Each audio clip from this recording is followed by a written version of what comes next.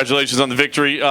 We saw you just a month ago. Obviously, it wasn't the best night for you. How quickly, or how important was it for you to get back quickly and kind of put that one behind? Yeah, I mean that was my goal. The first thing I did when I got back from the last fight against Bryce Mitchell is I went in the gym. I told my manager Jason House, the owner of American Top Team Dan Lambert, I said, hey, listen, if anything comes up, I just need 7 to 10 days to make the weight, and I'm ready to take a fight short notice. I mean, I'm ready, and I want to get back in there. The only way to come back from L is to get a W, and I was able to do that tonight, so super happy. Yeah, no doubt. Did it through your striking a little bit. I mean, we think about you as a grappler a lot of times, but was that the plan coming in? Did you think you could outstrike him on the feet? Yeah, man, that's one thing you guys haven't been able to see much of me lately. I mean, I've fought in some of the best strikers in the division. I fought Yair Rodriguez, Shane Burgos, both fights I was winning. I thought I won the Yair Rodriguez fight. I lost a split decision to him in Mexico City, his hometown. If you go back, watch that fight. I mean, I thought I won it, but, that's part of the game. That's kind of why it scared me when I went to split decision tonight. I was like, oh, man, not again. But it's part of the game. I've had the opportunity of going to gyms all over the planet. I've got to go to Thailand to train at Ruai Muay Thai. Got to go to Majiro Gym, Kyoko Gym in Friesland and Amsterdam, to Holland and travel the world. And then I trained at American Top Team with Roger Carl and some of the best striking jiu-jitsu in the planet, so I'm super blessed. And also I'll train a little bit with Stephen Wonderboy Thompson. You can see that style out there a little bit too. So, these are just things that I'm always adapting and learning as a fighter. Yeah, we were hearing Wonderboy get called out a lot. Was that a code or was it a reminder? What was it? No, that's just the style. It was working tonight. I had the Wonderboy stance, that karate stance, and then once I started landing that straight pull two, which is one of the punches that his dad Ray taught me, I was able to land it hard. And once I started landing it, man, I was really busting him up. I think I rocked him a couple times, but man, hats off to Kevin, man. The kid's nails super tough. He's one of the top 20 guys on the planet, and I was able to take him out. So happy to do so. Happy I was able to get the W. We were a little worried about the cut. It's kind of in a bad spot. Did it bother you? No, honestly, it didn't really bother me. Like, I knew it was from a headbutt, so that's kind of like why mentally. I think if maybe he landed like a head kick or something crazy, but I think it was at the end of the second round. I felt his head smash me, and I was like, oh man, hopefully I knew it was cut.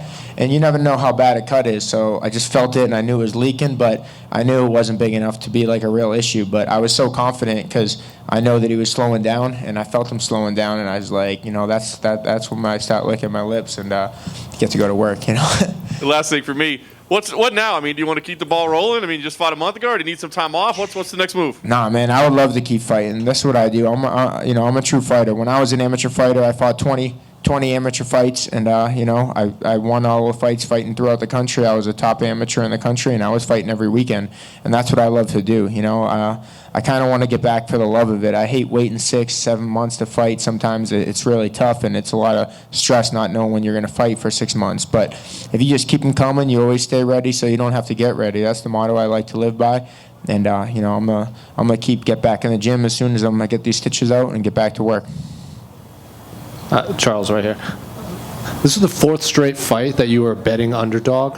Do you think people still? Why do you think people continuously overlook you in this? I don't know, man. But I was able to cash in. So I had to. On the Manny fight, I was an underdog. I got a big win there. Was a big underdog. In this fight, I'm an underdog. I mean, that's how it is. I don't make the odds. Whoever make the odds is probably kicking themselves in the ass because they didn't do a good job. So I got the win tonight, and I'm happy I did. Made a little bit extra money because of that. Put a couple stacks in myself. So let's go. And this is your first UFC win that happened outside the Garden. So what do you make of that? I think I got to go get another win in the Garden and continue my streak. I have 3 wins in the Garden. I have the record for most wins in the Garden, passing Conor McGregor. So I don't know when this COVID thing is going to be over and things get back to normal, but hopefully it gets back soon and I can get back and fighting in front of my fans because I really feel like I live off. I fight much better with the fans. I know I did a good job tonight. Was able to land my strikes in the distance, but. I'm an adrenaline fighter. I'm a fighter that gets in there and has wars. I think tonight was a pretty good fight. You could see some good exchanges, but man, when the crowd gets involved for me, it only amps me up and gives me more fuel for the fire. And one final one. What do you think of the NHL coming back in August? Oh man, I hope so, man. Hopefully my boy Brad Marchand gets back to work. And, the Bruins look like they're favorites to win the Stanley Cup. So, I'm always rocking the, Boston Strong and the Bruins hard. So, I was able to walk out with a Boston Bruins jersey, my first win at the Garden. So, unfortunately, they don't allow us to wear the, Bruins gear no more. But I'm always repping my city. Charles, you fought in 2 locations without fans, Jacksonville and here at the Apex. What difference, if any, did you feel between the 2? There wasn't much of a difference. Honestly, the weird thing about Jacksonville is I was fighting in a huge arena. There was like a arena that seated like 20,000 people, but there was nobody in it. So it was definitely strange, you know, like looking out to the crowd. Like I remember walking out, like going to slap hands and ain't nobody there, you know. But this time I was expecting it, you know. Maybe it was a little bit of you know, kind of knowing what to expect a little bit. I did a couple things in the gym. I was able to spar with some guys kind of coming in. I got some other UFC fighters. One kid, Jacob Kilburn, he came in. He's a UFC fighter, newcomer.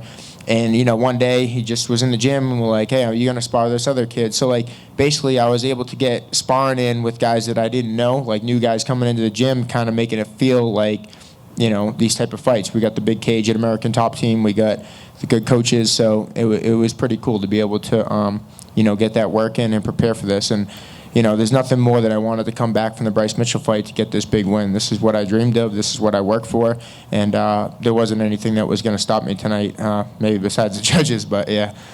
There's been a lot of talk about the big cage versus the little cage, and our guys getting after it. Are just more opportunities there? Did you feel a difference in just the action for yourself? Yeah, man, I don't even notice the cage, man. I'm a fighter. I just go in there and I go to war, and that's it, man. Like, I mean, my coaches were telling me, hey, it's a small cage, but for me, it makes no difference. You know, I go in there and I play my game, and I'm willing to, you know, go to war. And, you know, I was surprised he stopped my first takedown, and his takedown defense was good. And then he tried to take me down, you know, by the end of it. Once I started landing, I was surprised because he's primarily a striker. Like, I don't think, and watching all the footage I've watched of Kevin, that I've seen him go for takedowns and stuff like that. But he was trying to get me down, and, you know, I just dug my underhooks. And I was hoping to sprawl for, like, a front headlock and be able to rip off, you know, some of my submissions because I got some nasty submissions. But, you know, it just, you know, hats off to Kevin. Like I said, he was super tough. Final one for me. Some parts of Vegas are open, some are still closed. Have you thought about what you're going to do to celebrate? Yeah, you already know, man. I can't wait. I haven't figured it out. There's a couple casinos open. You know, I love gambling. I'm a gambler. So hopefully I do well with that tonight also. What's your game? I like roulette. Roulette's my game. So let me get a number from you. 1 through 36. 36. All right, let's go. John, black or red? Black. All right, black and 36. Let's go.